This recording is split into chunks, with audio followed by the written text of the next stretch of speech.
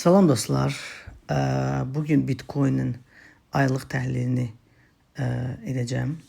Yani bugün mayın 31'i Bitcoin'in aylık təhlilini edeceğim ve növbəti aylarda, növbəti həftələrdə, növbəti aylarda hansı istiqamətdə getmə barəsində müzakirə edəcəyik.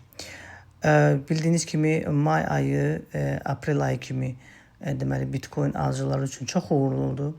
May ayında Bitcoin yeni maksimumlara çattı. Yani 112 dolara kadar bahalaştı ve may ayının axırıncı həftəsi gördüğünüz kimi yeni maksimumlar vurduğu için korreksiya verdi. Biz indi qaydırıq deməli weekly time frame-ə. Bəli, may ayının axırıncı həftəsi korreksiyana yadda qaldı. Gündəlik time frame-ə qayıtdıqda bunu da daha yaxşı görə bilərik. Korreksiya oldu və 21 moving average deməli orta qiymətə çatdı və bir balaca burada dəydi və qayıtdı. Növbəti aylarda, növbəti həftələrdə Bitcoin'in bahalaşmasını gözləyə bilərik. Yəni böyük ehtimal Bitcoin bahalaşmaq davam edəcək. Kimlər ki, o traderlər ki, hansı ki Bitcoin almaq istəyir, məncə indi yox, yəni o gündəlik time frame-də, yəni qiymətin korreksiyanın bitməsini gözləyib alış edə bilərlər. Mütləq şəkildə öz risklərinizi həmişə qoruyun.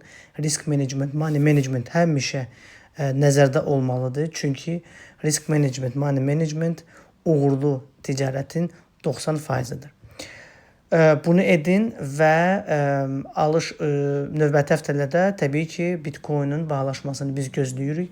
Bəzi traderlər onun 120-130 min dollar qiymətinə qədər bahalaşa bilər. Yəni bu ilin axırına kimi.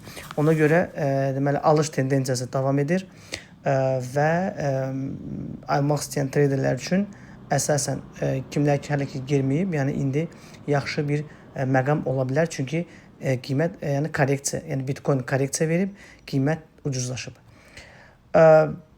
Çox sağ olun baxdığınız üçün təşəkkür edirəm. Abunə olun. Növbəti həftələrdə təhlilimizi, yəni verdiyim təhlili izləyin. Kommentlərdə öz fikrinizi bildirin və bir yerdə müzakirə edək, bir yerdə uğurlu ticarət edək. Təşəkkür edirəm.